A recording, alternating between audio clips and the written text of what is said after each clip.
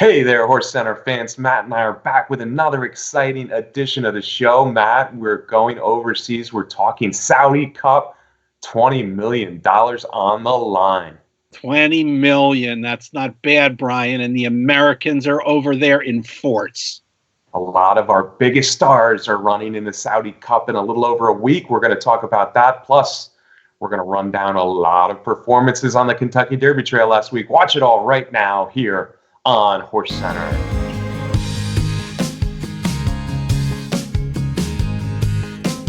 Welcome to another edition of Horse Center, everyone. I am Brian Zipsy, and as always, I have the super pleasure of being joined by my co-host to the East Coast. That's Matt Schiffman. How are you today, Matt?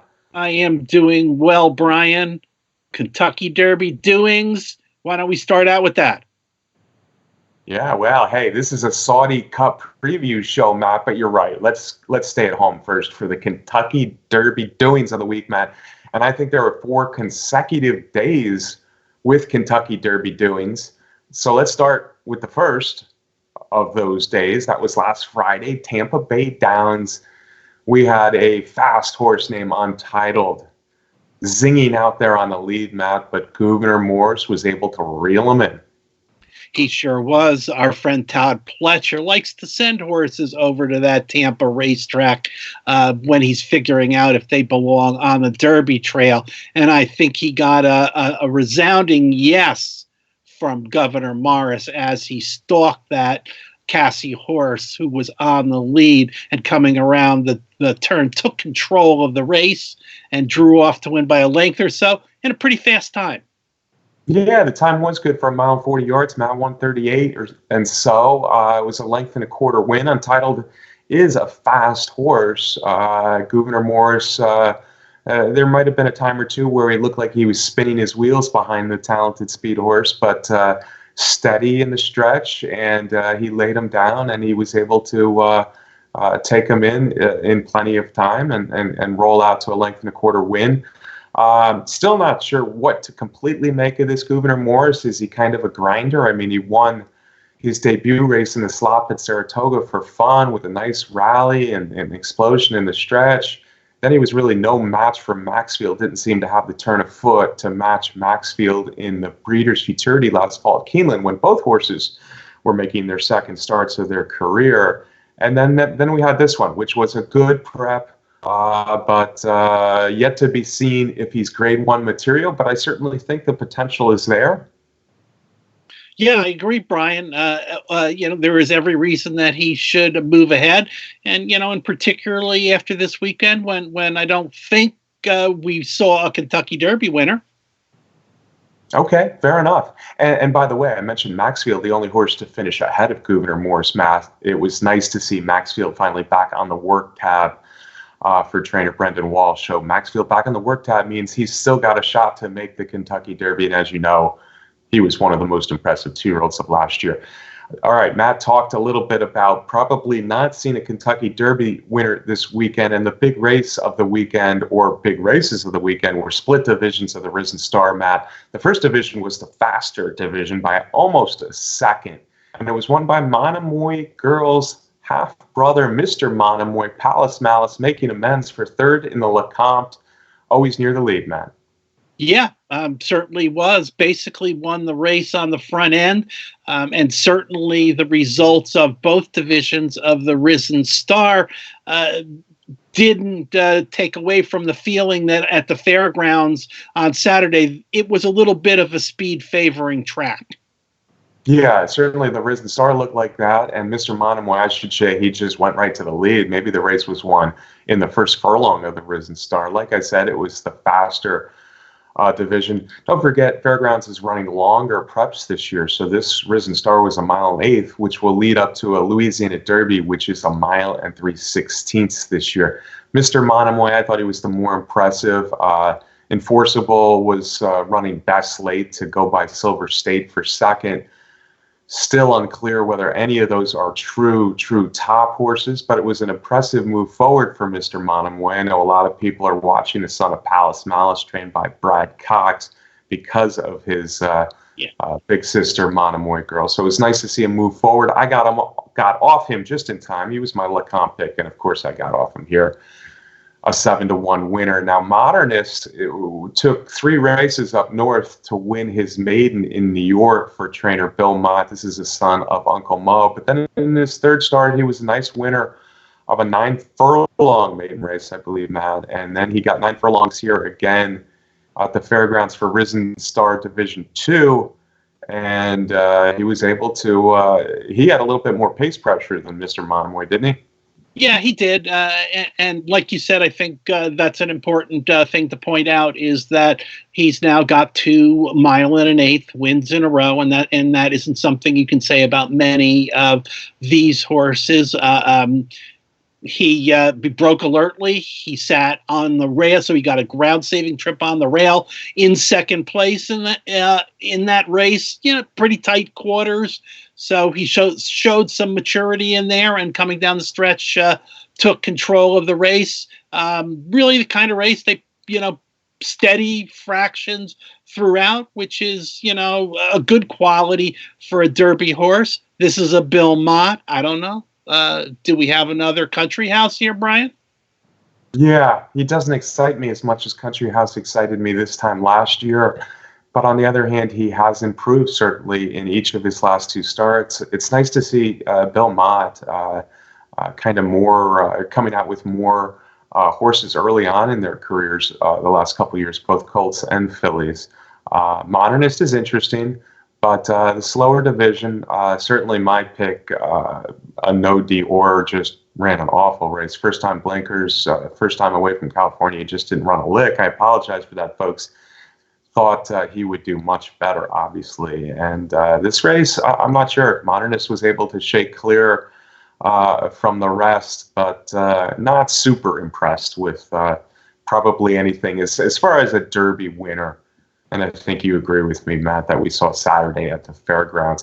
People were impressed, though, with a debut maiden winner out at Santa Anita on Sunday. This is a $700,000 yearling purchase, a son of Speightstown. And, of course, he's in the barn of Bob Baffert. We're talking about Charlatan. Nice maiden win, Matt. A nice maiden win for sure, and of course he's from the barn of Bob Baffert with ownership. A whole group of people and ownership partnerships who have done well on the Derby Trail before, going 6 furlongs. It was a blowout, Brian, and a fast one. Crossed the finish line in 108.85. This is a horse by Speightstown, out of a mare, I guess coincidentally, named Authenticity. Yeah, Authenticity. Matt's making reference, of course, to another Baffert Derby contender this year, Authentic. But Authenticity is the dam of Charlatan. Authenticity in her final career start, Matt ran 3rd in the Breeders' Cup Distaff. So this horse has been well-liked, well-bred, and Bob Baffert's been waiting to unveil him until he was completely ready. Now 6 furlongs in the middle of February. Doesn't sound like a Kentucky Derby horse per se, but of course, we know that Justify kind of broke that thinking wide open with his middle of February debut as well, also for trainer Bob Baffert. Charlatan, hey, it was a small field. He was the favorite. It said 108-4. He won by just about 6 lengths. Talented for sure. I do want to see more. He doesn't necessarily scream distance to me, and just looking at him running like maybe Nadal does. I think Nadal is a horse who's going to get better with distances. This horse is bred too, but I'm not sure from seeing his first race, but no doubt an impressive debut for Charlatan. Matt, we still got one more Derby doing to talk about. That was Monday, where I thought a pretty nice field assembled at Oaklawn Park for the Southwest Stakes. They're on the road to the Arkansas Derby down there. It was the holiday Monday. And Silver Prospector, a horse who's only won 3 of 8 lifetime for trainer Steve Asmussen, 8 starts for a Kentucky Derby contender, Matt. What's going on with this horse? Well, Brian, I mean, that's kind of typical of Steve Asmussen racing his horses into shape more than putting up speedy workouts in the morning. but maybe 3 wins only, but 2 of them are on the Kentucky Derby trail. Silver Prospector was a horse who took the worst of things in terms of the way the track was playing at Oaklawn on opening day in the Smarty Jones and turned things around, got the better of things in the Southwest with a rail trip, took control of the race in the stretch and drew off in there. A horse that I like also coming out of that race, Wells Bayou, a horse that I had picked to do well in there, set the pace, was on the lead. This was, at a pretty good clip. And then when Silver Prospector went by, he didn't quit in there. He kept competing. So I liked what I saw from Wells Bayou in there. Answer In, a horse that I think you and I both were looking forward to coming back in 2020. Kind of looked a little bit the way he did in the Spring Barred Mile. He looked a little green in the stretch, shied away from the whip, looked like he was in really good position. Ended up finishing 3rd, so I'm not sure what to think about that one. Yeah, and I have kind of similar emotions to the Risen Star divisions. I'm not sure if any of these horses are really Kentucky Derby type of horses who can make some serious noise. But Silver Prospector has won 2 of his last 3, the Kentucky Jockey Club, like you mentioned, on a wet track, and now he did it here after getting beat in a muddy track last time at Oaklawn Park. So a nice move. He said he got a good trip on the rail. He kind of split horses at an opportune time and aggressively, and it did it well. So it was a nice win there. I agree. Wells Bayou, the 2nd place finisher, ran a good race, and Answer In could improve off that effort. It did look a little green, but he was well beaten in 3rd. So the rest of the field there in the Southwest has work to do. Silver Prospector looks like a nice horse. Whether he's a Derby horse or not remains to be seen. All right, that's our look back at Kentucky Derby doings. We're going to really get back on the Kentucky Derby trail next week with a preview of the Fountain of Youth, which is looking like a fun race in about a week and a half down at Gulfstream Park. But for now, we want to do a preview. We have a better idea. The Saudi Cup field, Matt, $20 million, 9 furlongs over there in Saudi Arabia. And like you hinted at, there's a lot of good Americans showing up. And I guess we have to start with the 3-year-old champion of 2019. Of course, I'm talking about Maximum Security. Yeah, Brian, $20 million, like you said, has really drawn some of our top horses from last year. A couple of them are coming off Eclipse Awards, starting with Maximum Security. Last race was a victory in the Cigar Mile that kind of wrapped up the 3-year-old title for the Jason Service trainee. He's been over there in Saudi Arabia preparing for this. But I guess, with all of these horses, it's a whole new thing, a big trip over to a whole new environment. We'll see how they do, but for me, I'm going to have to like Maximum Security if he runs his race. Yeah, and I think he is the horse to beat off of what we saw last year, Matt. I remember that Haskell effort he ran against Mucho Gusto, and that might be a key race to look at if we're talking about this year's Saudi Cup, because Mucho Gusto, of course, came back with a big win in the Pegasus. Maximum Security's been off since December, which is a little bit more recent than several of the Americans over there. After a little break, he came back with a nice win in the Bold Ruler, and then the Cigar Mile overspun to run might have been his best race yet. That was December 7th for Jason Service. He did some work down in Palmetto, some easy work before going over.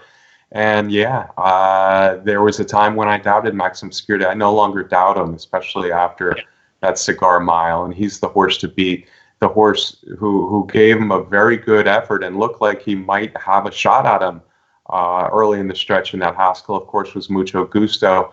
He's been consistent, but maybe not quite as consistently good as some of his races have been. Certainly very good in the Haskell, very good last time in the Pegasus, Matt. The Pegasus was watered down by scratches. and defections. But Mucho Gusto, a son of Mucho Macho Man who got better with age, really did look good in the Pegasus.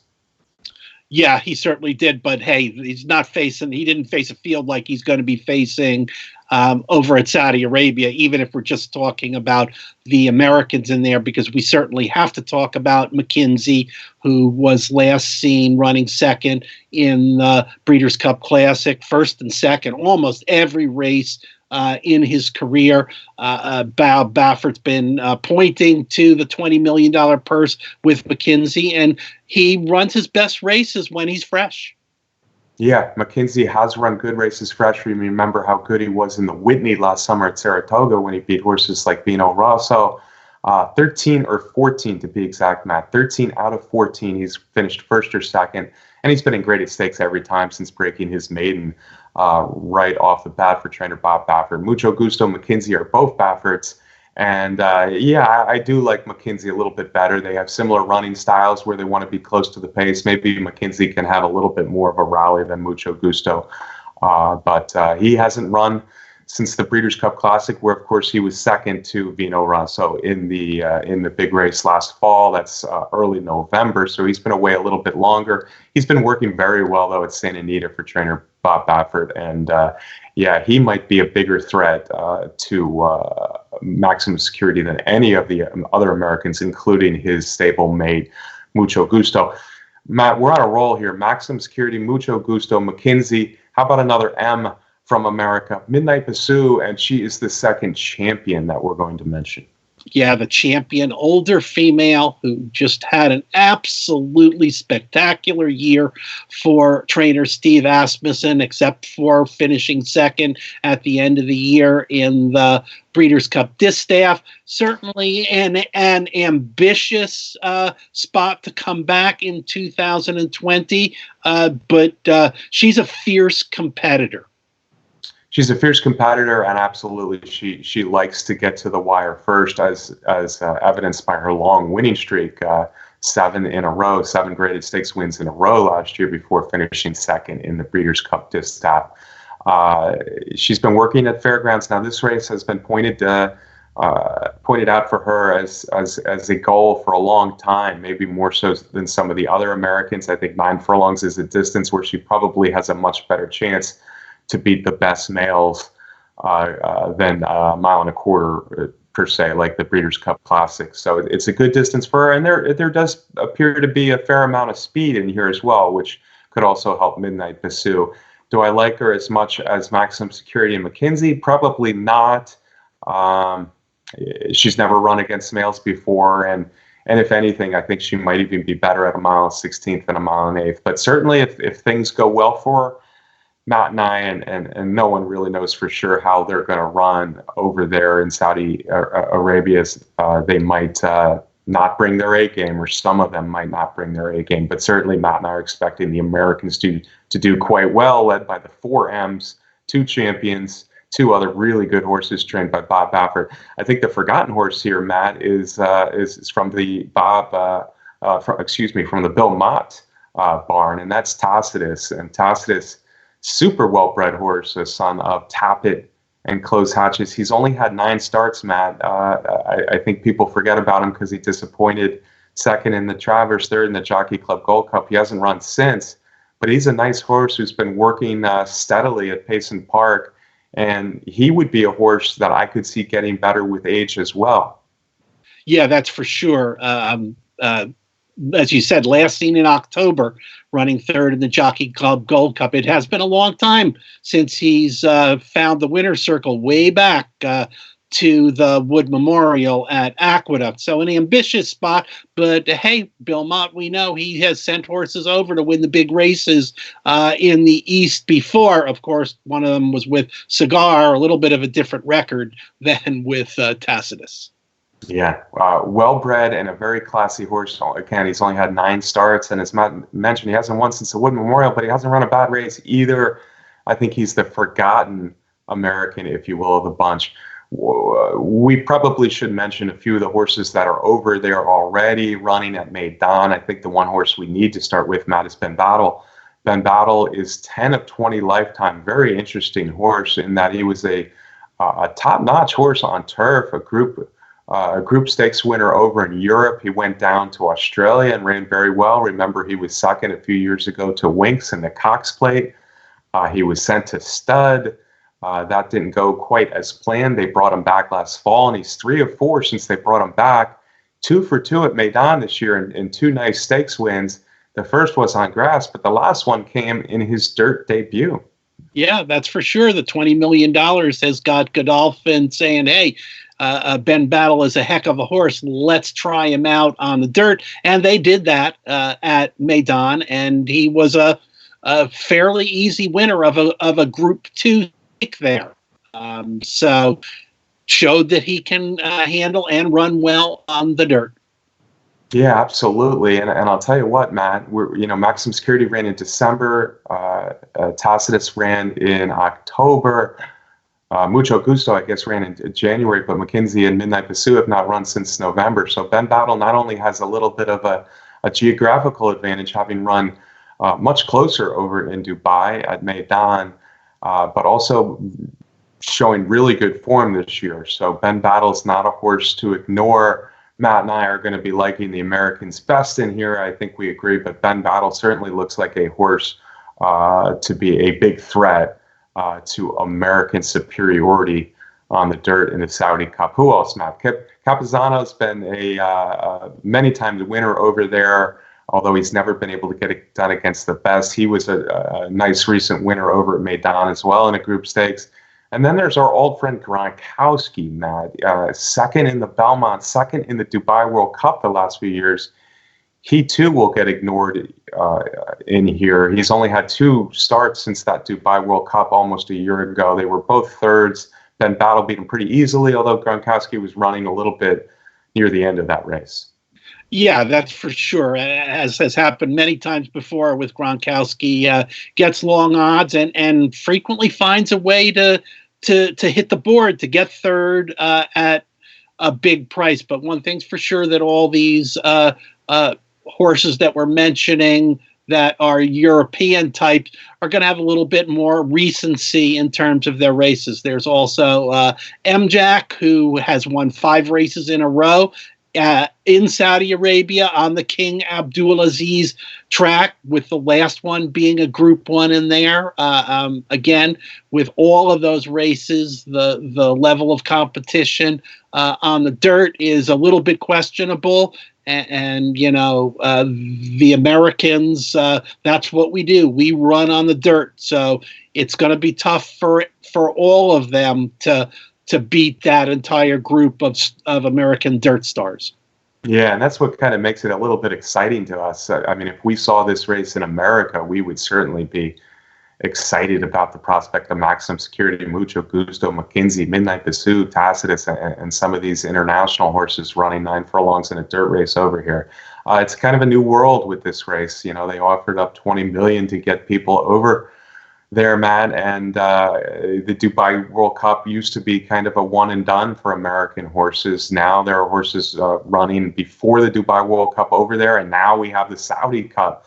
So horses are pointing for multiple races over in the Middle East, and a lot of these Americans we're talking about probably will wheel right back in the Dubai World Cup in late March. So a different kind of early racing season for Americans. Not all the best older Americans went over there, but it seems like pretty close to most of the best went over for the Saudi Cup. And again, that is a week from Saturday, so we'll all be watching to see what happens, especially to our top Americans running in the Saudi Cup. Hey, Matt, I want to say one thing on kind of on a down note before we call it a show. Taraz was a filly that I thought the world of. She hadn't run in the graded stakes yet, but in her 3 races, I thought I saw something special in her, and just tragic news, sad news. Monday morning, I started hearing about it, and then it became official later in the morning that Taraz broke down in a workout at Oaklawn Park. The injury was so severe that they pretty quickly decided that the best thing for her was to euthanize her. So Taraz never got to prove what she might become, but I think she was a good one. She won a couple stakes, And unfortunately, now we have to say goodbye to Taraz. Yeah, Brian, and you certainly were not alone in that thinking. Yeah, that's a shame. It's the one really, really tough thing about this sport is when you see a horse like that lost to an injury like that. So we say goodbye to the Juddmonte Farm homebred, trained by Brad Cox, Taraz. All right, Matt, on that down note, let me get something a little bit better from you. You always have some good stuff as a parting shot. So what's your parting shot this week for us? Well, I'm like you said, I'm glad to see that that competitive field over there in Saudi Arabia, and hope that the Americans win. But on the other hand, I sure hope that if some of them wheel back in the Dubai World Cup at the end of March, that it doesn't mean that we're not going to see them racing here in our country, which is what I really want to do until the fall. So that could be a negative fallout to all of this racing in the Middle East. Amen to that, Matt. Hopefully we will see them in the summer and then going into the fall, but still exciting to see them even if they're not racing over here in America. All right, Matt, I want to thank everybody for watching. We got to thank our sponsor, the best contest site out there. That's Derby Wars. I want to thank our great producer, Brett Workman, for putting together the show. Thank you, fans, for watching each week here. Matt and I sure do enjoy doing the show, and we appreciate you watching. If you haven't yet, hit that subscribe button on our Horse Racing Nation channel here on YouTube. Do that now for us. We appreciate it. We'll be back next week, Matt. I think we're going to talk Fountain of Youth as the big race. I mentioned that already, but the Fountain of Youth is looking good. That's also a week from Saturday. We'll be back next week right here on Horse Center. See you then, folks.